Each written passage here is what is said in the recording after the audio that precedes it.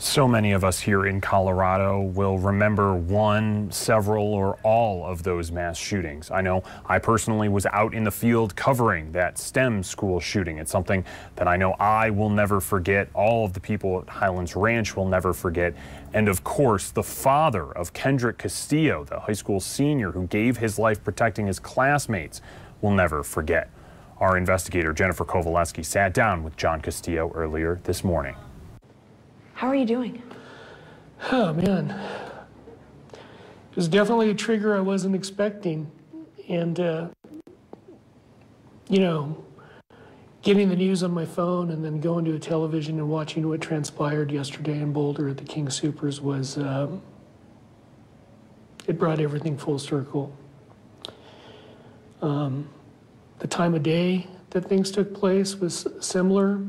Seeing the response to the police rushing to the scene was just a playback of what took place on May 7th, 2019 with Kendrick, and it was tough. It was a tough night.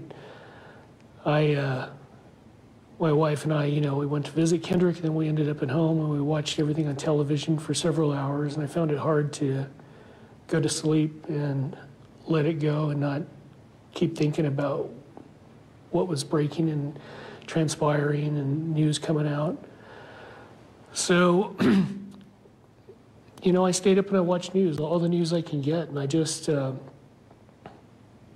I heard about victims and waited for confirmation, my heart sunk, and when the numbers came in, it just got worse. I had people tweeting me and messaging me and asking how we were doing.